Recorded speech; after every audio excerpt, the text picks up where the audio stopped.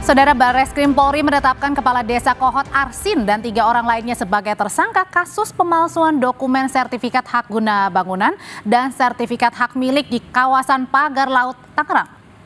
Sebelumnya, Menteri Agraria dan Tata Ruang menyebut ada 236 sertifikat hak guna bangunan (HGB) dan 17 sertifikat hak milik atau SHM di area Pagar Laut, Tangerang, Banten.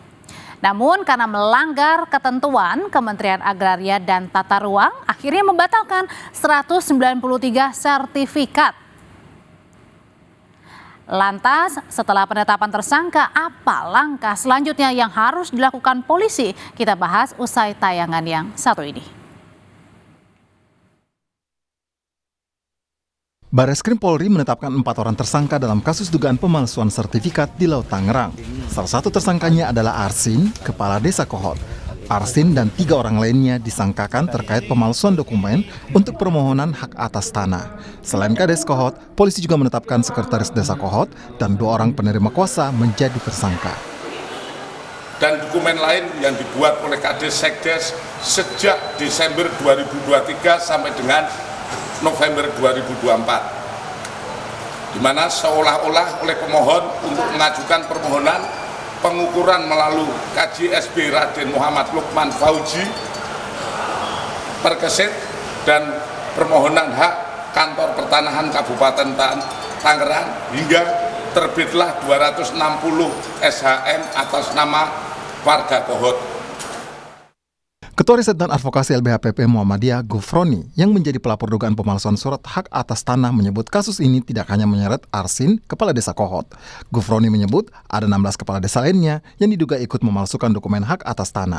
Bahwa kasus ini bukan hanya di Desa Kohot, tetapi diduga terlibat juga 16 kepala desa karena kan dia sudah bikin girik-girik palsu untuk dimohonkan kepada BPN. Dan itu tidak mungkin berdiri sendiri, kades-kadesnya berani melakukan hal itu, Bang?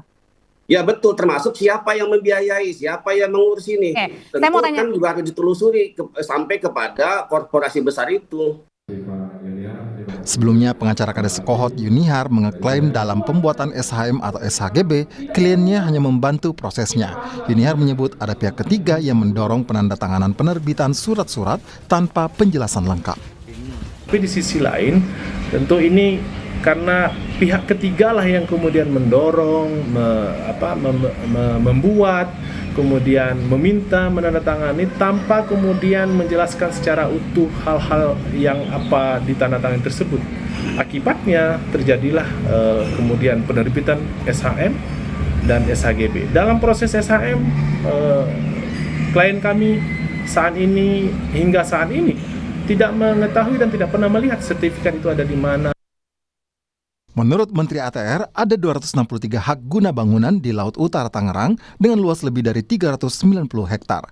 PT IAM dan PT CIS memiliki jumlah bidang yang terbanyak, masing-masing 234 dan 30 hektar dengan luas 376 hektar lebih. Adapun hak milik ada 17 bidang dengan luas mencapai 22 hektar lebih.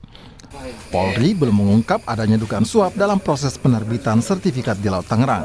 Meski berstatus tersangka, Polri pun belum menahan Kades Kohot dan 3 tersangka lainnya.